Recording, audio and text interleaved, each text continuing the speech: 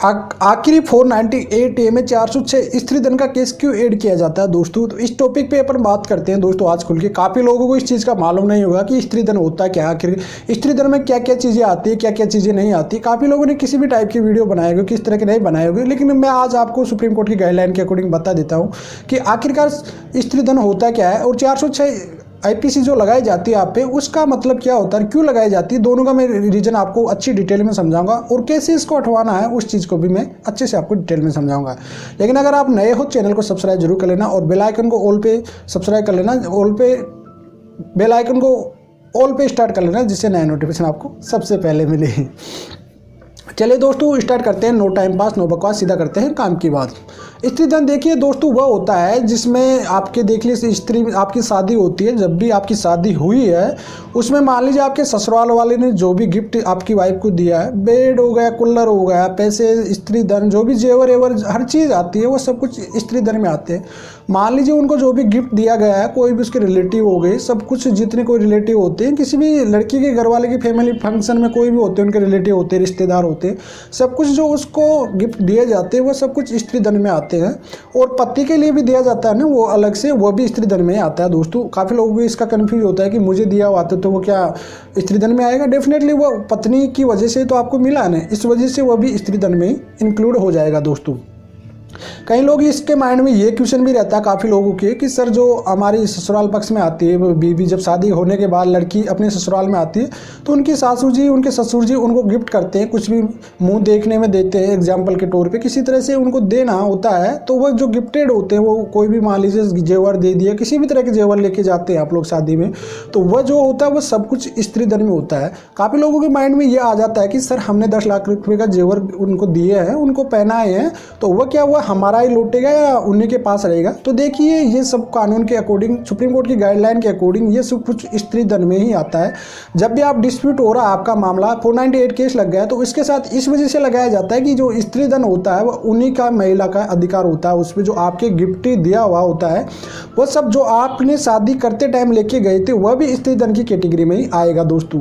तो ये चीज़ कभी माइंड में अगर आपके आती है, कहीं लोगों के आते हैं, कई सवाल मुझसे पूछे जाते हैं इस चीज़ को लेके कि सर हम ससुराल पक्ष वाले जब हम डिस्प्यूट हो रहे हैं, दूर हो रहे हैं, तो हमारे 10 लाख का 20 लाख रुपए का जो भी जेवर गड़ा के दिए हैं वाइफ को, क्या उनको हम वापस ले सकते हैं? जी नहीं, आप ले नहीं सकते। वह भी एक स्त्रीधन की कैटेगरी में आएगा और मैक्सिमम मामले इसी वजह से अटक जाते हैं क्योंकि जो आप लोग लड़की की तरफ से जो गिफ्ट आता है उसी को रिटर्न करने की कोशिश करते हैं। लेकिन स्त्रीधन का मीन्स यही होता है कि जो भी उसकी शादी हुई थी उस टाइम पे, चाहे उसके रिलेटिव ने, चाहे उसके माता पिता ने, चाहे उस लड़की के सास ससुर ने जो भी उसको दिया है, सब कुछ स्त्रीधन की 406 आईपीसी की कैटेगरी में आता है दोस्तों। और उस कैटेगरी में आपको उसको लौटाना ही पड़ेगा जब अगर डिस्प्यूट होता है। देखो 498 का मीन्स यही होता है कि जब आपके 498 लग गया तो उसके बाद मैक्सिमम रिलेशनशिप को चांस बचने के कमी होते हैं, तो इस वजह से उसको ऐड किया जाता है कि ये मामला रिलेशनशिप मुश्किल ही बचेगा, या तो कॉम्प्रोमाइजन हो जाता है पुलिस थाने तक तो है, लेकिन अगर ये कोर्ट में चला जाता है तो फिर इसके बाद चांसिंग कम हो जाते हैं। तो इस वजह से उस चीज़ को सबसे पहले रिकवर किया जाता है कि जो भी 406 आईपीसी के तहत, स्त्रीधन के तहत जो भी केस लगता है आपके, उसको सबसे पहले रिकवर किया जाता है दोस्तों। तो ये थे स्त्रीधन के टॉपिक और इस थे, लेकिन अब इससे बचने के क्या कंसेप्ट है, क्या कंसेप्ट नहीं है, इस चीज़ को मैं आपको डिटेल में बता देता हूँ। देखिए जब भी आपकी शादी होती है तो सबसे इंपॉर्टेंट वीडियो तो आपके पास ये पॉइंट होता है कि जब आपकी शादी हुई है तो उस सिचुएशन में क्या होता है कि आजकल तो डिजिटल हो चुका है दुनिया, सभी लोगों को मालूम होता है कि जब भी शादी होती तो वीडियोग्राफी तो मैक्सिमम लोग कराते हैं। आज के डेट में हर जगह कराते हैं, गाँव में भी आप देखा जाओगे तो हर जगह वीडियोग्राफी तो जरूर होगी। अगर उस सिचुएशन में आपको पहला एविडेंस तो ये करना चाहिए कि आपकी पत्नी बोल रही कि आप मेरे पास इतना जेवर था, इतना था, वह था, तो सिचुएशन ये होती है। उस सिचुएशन में देखिए बाद में आप क्या गिरा रहे हो, क्या पहना रहे हो, वह चीज़ें इंक्लूड नहीं होगी इस चीज़ में। शादी के बाद में आप जो भी चीज़ें पहना रहे हो उसको आपका राइट है कि आप ले सकते हो, लेकिन जो शादी के टाइम में आपने दिया हुआ है तो वह सब कुछ तो वीडियोग्राफी में हो जाएगा रिकॉर्ड आपका।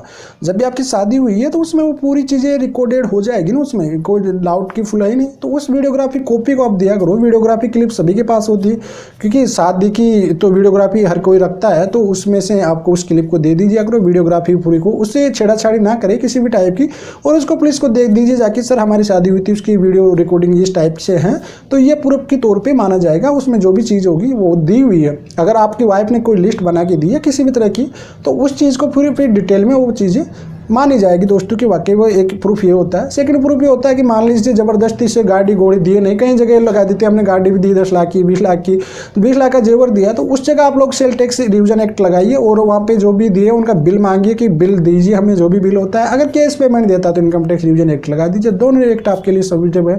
उसके बाद ये मैक्सिमम पुलिस थाने में हट जाता है। उसके बाद ये चीज़ें वहीं पे 406 की स्टोरी पुलिस थाने तक ही खत्म होता है। या तो रिकवर कर लिया जाता है सामान को, या रिकवर नहीं किया जाता तो उसका डिमांड का जो भी पेमेंट होता है उसको इंक्लूड पुलिस कर देती है। कि मान लीजिए अब 10 साल 20 साल पहले आपकी शादी हुई थी, उसके बाद आपका डिस्प्यूट हो रहा है और उससे फिर वो सामान कहाँ से आ गया, वो तो सामान यूज़ हो गया ना पूरी तरह से। तो उस सिचुएशन में एवरेज के अकॉर्डिंग उस सामान की क्या कीमत होगी, उस टाइमिंग के उस टाइम की कीमत के अकॉर्डिंग, अभी के टाइम की कीमत के अकॉर्डिंग नहीं, उस टाइम की जो कीमत होगी उसके अकॉर्डिंग उसका सेटलमेंट कर दिया जाता है पुलिस थाने में। कि आपकी फिर 406 की स्त्री जो दर लगता है आपके ऊपर 406 IPC वाला, वो पूरी तरह से खत्म हो जाता है दोस्तों। तो आई होप ये वीडियो आपको बहुत ही अच्छे से समझ आएगा। स्त्रीधन क्या होता है, ये किसका होता है और कब इसको दिया जाता है क्या नहीं, ये पूरी डिटेल आज इस वीडियो में बात की अपन। अगर फिर भी आपके डाउट रह रहा है माइंड में किसी भी तरह का, कमेंट में जरूर करिए, क्योंकि कमेंट आपके सबसे इंपॉर्टेंट होते हैं। आपका नेगेटिव चाहे पॉजिटिव जो भी कमेंट होता है उसको डेफिनेटली बताइए। अगर आपको लैंग्वेज अच्छे से समझ आ रही तो बताइए, अगर मैं स्पीड में बोल रहा हूं तो भी बताइए। अगर आपने अभी तक मुझे इंस्टाग्राम पे फॉलो नहीं किया तो इंस्टाग्राम में मेरा हंस चांदा 93, डिस्क्रिप्शन में लिंक मिल जाएगा। क्योंकि इंस्टाग्राम पे आपकी कोई भी क्वेरी होती है उसको आप लोग मुझे शेयर कर सकते हो। और मैं लाइव भी आता रहता हूँ इंस्टाग्राम पे, काफ़ी कुछ अच्छी चीज़ें डालता रहता हूँ। कुछ चीज़ें होती है जो यहाँ पे मैं अपलोड नहीं करता, कोई जजमेंट आता है, कोई छोटी मोटी कटिंग आती है, किसी भी तरह की जजमेंट छोटे मोटे, तो वो मैं इंस्टाग्राम पे डालता हूँ। तो आप लोग डेफिनेटली वहाँ पे फॉलो कर लेना दोस्तों। चलिए दोस्तों आज के लिए इतना ही। जय हिंद, वंदे मातरम दोस्तों।